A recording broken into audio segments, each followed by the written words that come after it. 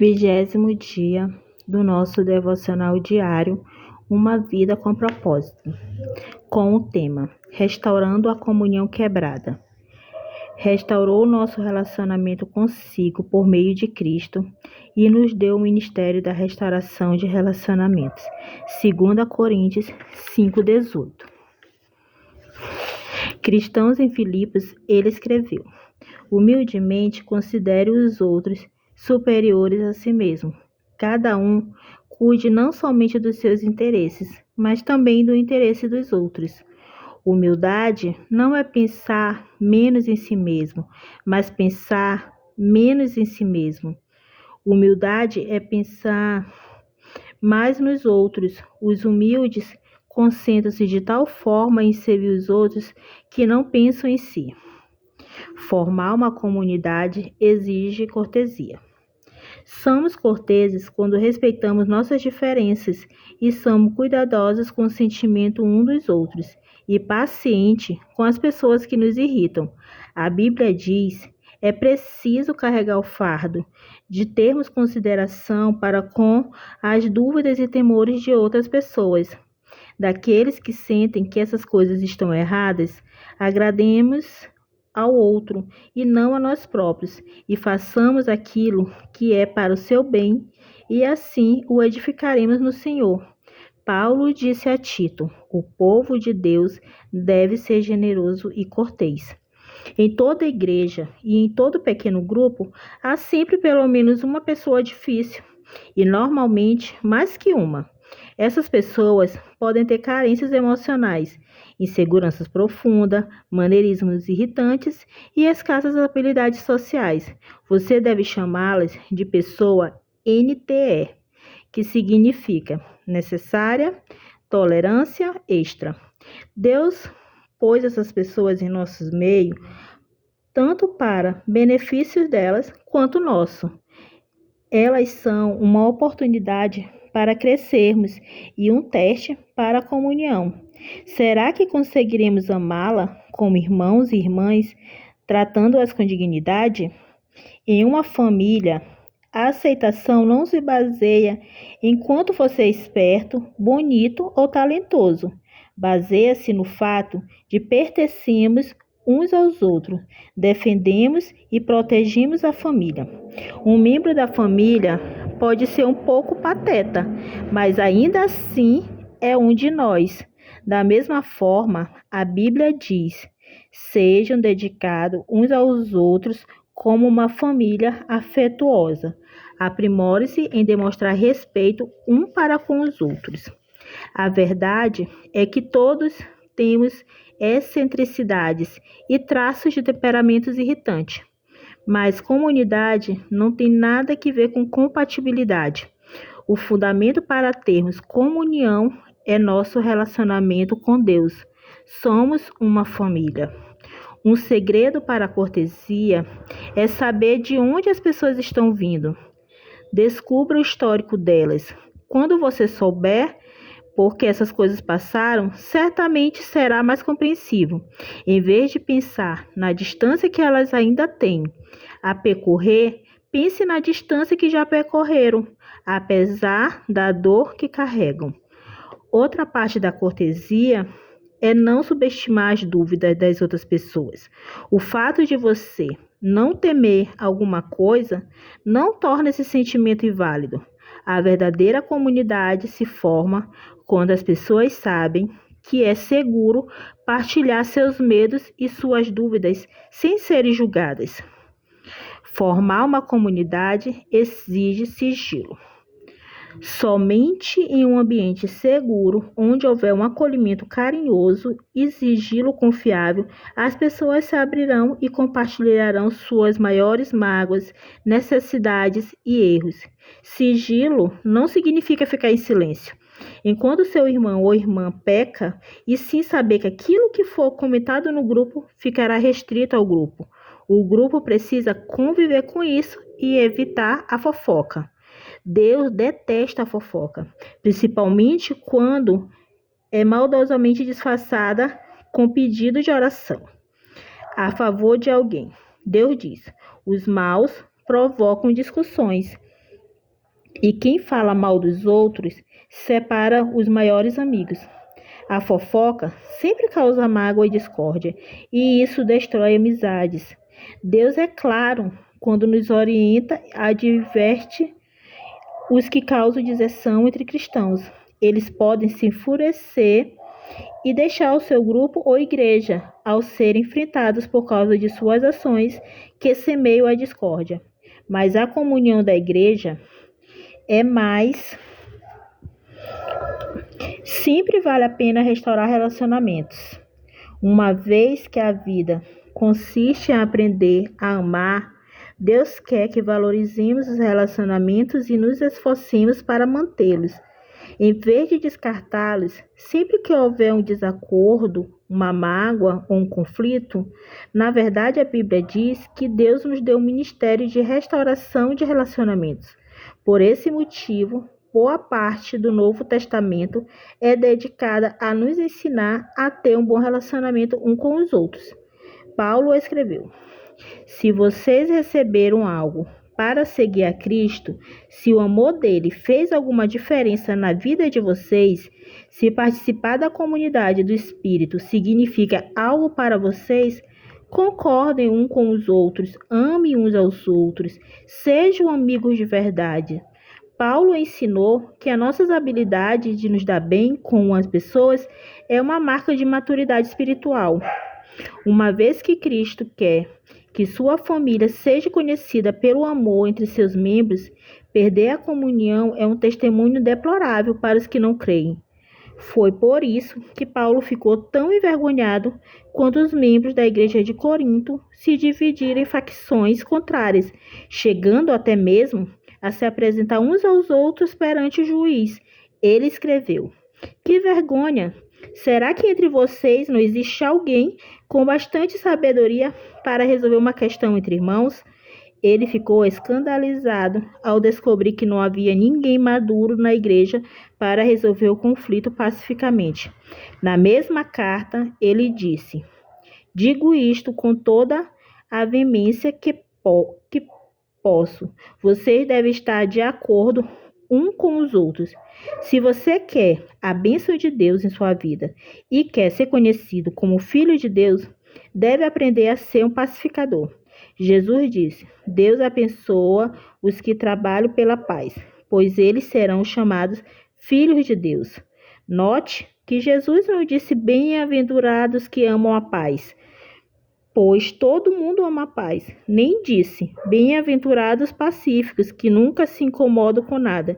Jesus disse: bem-aventurados aqueles que trabalham pela paz, aqueles que procuram efetivamente solucionar conflitos pacificadores são raros, porque fazer a paz é um trabalho árduo. Como você foi moldado para ser parte da família de Deus, e o segundo propósito da sua vida na Terra é aprender a amar e a se relacionar com as pessoas, promover a paz, e uma das habilidades mais importantes que você pode desenvolver, infelizmente, a maioria de nós jamais aprendeu a resolver conflitos. Promover a paz não é evitar conflitos, fugir de um problema, fingindo que ele não existe, ou ter medo de falar nele. É, na verdade, covardia. Jesus, o príncipe da paz, nunca teve medo de conflitos. Em determinada ocasião, ele provocou um conflito para o bem de todos. Algumas vezes, precisamos evitar conflitos. Outras, precisamos criá-los. E ainda outras, precisamos solucioná-los. É por isso que precisamos orar, pedindo a direção contínua do Espírito Santo. Pacificar também não é acalmar, sempre desistir, agir como capacho e permitir que os outros sempre o atropelem. Não era o que Jesus tinha em mente. Ele se recusou a voltar atrás em muitas questões, sustentando seus argumentos em fase de uma oposição diabólica. Como restaurar um relacionamento? Como crentes, Deus nos chamou para ajustar nossos relacionamentos um com os outros. Segue 7 passos bíblicos para a restauração da comunhão. O primeiro passo é: fale com Deus antes de falar com a pessoa. Converse sobre o problema com Deus. Se antes de mais nada você for orar, a respeito do conflito, em vez de fofocar com um amigo, descobrirá que, em geral, ou Deus muda seu coração ou muda o coração da outra pessoa. Sem sua ajuda, todos os seus relacionamentos seriam mais tranquilos se você tão somente orasse mais a respeito deles. Assim como Davi compôs seus salmos, use a oração para desabafar verticalmente. Conte a Deus as suas frustrações. Grite por sua ajuda. Ele nunca fica surpreso ou chateado com raiva, mágoa, insegurança ou qualquer outra emoção. Diga-lhe, portanto, exatamente como se sente. A maioria dos conflitos tem suas razões e necessidades não satisfeitas. Algumas dessas necessidades só podem ser alcançadas por Deus. Quando você espera que uma pessoa, qualquer amigo, mulher, chefe ou membro de família, satisfaça uma necessidade que somente Deus pode atender, você está se candidatando à amargura, à decepção. Ninguém pode suprir todas as suas necessidades, exceto Deus. O apóstolo Tiago notou que muitos dos nossos conflitos são causados por falta de oração. De onde vêm as guerras, as contendas que há entre vocês? Vocês colocam coisas e é que não as têm. Não tem porquê, não pedem. Em vez de confiarmos em Deus, confiamos que os outros nos farão felizes e então nos zangamos quando eles nos decepcionam. Deus diz: por que você não vem primeiro a mim? A segunda, tome sempre a iniciativa. Não importa se você ofendeu ou foi ofendido. Deus espera que você dê o primeiro passo.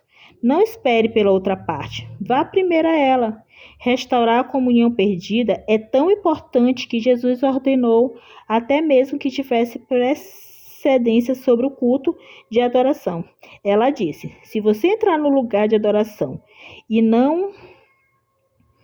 na hora de entregar a oferta, você repentinamente se lembrar de um rancor que um amigo tem contra você, abandone sua oferta, deixe-a imediatamente, procure esse amigo e acerte as contas com ele. Então, só depois de fazer isso, volte e acerte as coisas com Deus. Quando a comunhão é prejudicada ou rompida, planeje imediatamente uma conferência de paz. Não fique procrastinando, arrumando desculpas, nem prometa. Dou um jeito nisso um dia desses. Programe um encontro o mais rápido possível. Demoras só aprofundam ressentimentos e piora a situação. Quando se trata de conflito, o tempo não cura nada. Ele faz com que as mágoas se aprofundem. Agir rapidamente também reduz os danos espirituais para você. A Bíblia diz que o pecado, o que inclui conflitos não resolvidos, bloqueia a comunhão com Deus e impede que as orações sejam respondidas, além de nos tornar infelizes. Os amigos de Jó lembraram a ele que ficar desgostoso e amargurado é loucura, é falta de juízo que leva à morte. Lembram também que com a sua raiva você só está se ferindo. O sucesso de uma conferência de paz em geral depende de escolher o momento e o local adequado. Não se reúna se você estiver cansado, apressado ou for ser interrompido. O melhor momento é quando ambos estão tranquilos. Terceiro passo: tenha compaixão pelos sentimentos dos envolvidos. Use mais os ouvidos do que a boca. Antes de procurar solucionar qualquer desavença, você deve primeiro dar ouvido aos sentimentos das pessoas. Paulo aconselhou que ninguém procure somente os seus próprios interesses, mas também os dos outros. A frase cuidar de é a palavra grega skopos, de onde formamos as palavras telescópio e microscópio. Significa prestar total atenção. Concentre-se em seu sentimento e não nos fatos. Comece pela compaixão e não pela solução. Não comece tentando conversar com as pessoas sobre como elas se sentem. Apenas ouça-as e deixe descarregar emocionalmente sem ficar na defensiva. assinta com a cabeça, sinalando que compreende, mesmo quando não concorda. Sentimentos nem sempre são verdadeiros ou lógicos. Na verdade, ressentimentos nos fazem agir e pensar como tolos. Davi admitiu: o meu coração estava cheio de mal aos outros, mas use apenas palavras boas que ajudem os outros a crescer na fé e a conseguir o que necessitam para que as coisas que vocês dizem façam bem os que ouvem. Coopere tanto quanto possível. Paulo disse: faça todo o possível para viver em paz com todas as pessoas. A paz sempre tem uma etiqueta de preço. Às vezes custa o nosso orgulho. Frequentemente custa o nosso egoísmo, pelo bem da comunhão. Faça melhor que puder para chegar a um acordo. Adapte-se ao outro e mostre preferência pelas necessidades deles. Uma paráfrase da 7ª bem-aventurança de Jesus diz: você é bem-aventurado quando mostra às pessoas como cooperarem em vez de competirem e brigarem. É então que você descobre que realmente é o seu lugar na família de Deus. E por fim, dê ênfase à reconciliação, não à solução. Não é realista esperar que todos concordem a respeito de tudo. A reconciliação se atende ao relacionamento, enquanto a solução se atém ao problema. Quando focamos a reconciliação, o problema perde a importância e não raro se torna irrelevante. Podemos restabelecer um relacionamento mesmo quando somos incapazes de resolver nossas diferenças. Os cristãos muitas vezes discordam sincera e legitimamente, dando opiniões divergentes, mas podemos discordar sem ser desagradáveis. O mesmo diamante tem diferença aspecto quando visto de diferentes ângulos. Deus espera unidade, não uniformidade. Podemos caminhar de braços dados sem concordarmos em todos os assuntos. Isso não significa que você deve desistir de encontrar uma solução. Você precisa continuar conversando e até mesmo discutindo, mas faça isso com o espírito da harmonia. Reconciliação significa fazer as pazes, não necessariamente esquecer o assunto. Com quem você precisa entrar em contato por causa desse capítulo? Com quem você precisa restaurar a comunhão? Não demore mais nem um segundo. Dê uma parada agora mesmo e converse com Deus sobre essa pessoa. Então, pegue o telefone e comece o processo. Esses 7 passos são simples, mas não são fáceis. É necessário muito esforço para restaurar a comunhão com alguém. Foi por isso que Pedro recomendou: esforce-se para viver em paz com os outros. Mas quando trabalhar pela paz, você está fazendo o que Deus faria. E por isso que Deus chama os pacificadores de seus filhos. Nesse 20º dia, pense sobre o seu propósito. Um tema para reflexão. Sempre vale a pena restaurar os relacionamentos. Use um versículo para memorizar. Como referência, declaro Romanos 12:18. Façam todo o possível para viver em paz com todas as pessoas. Uma pergunta para meditar: com quem precisa restaurar meu relacionamento no dia de hoje? A graça e a paz, que o Senhor Jesus continue abençoando a sua vida.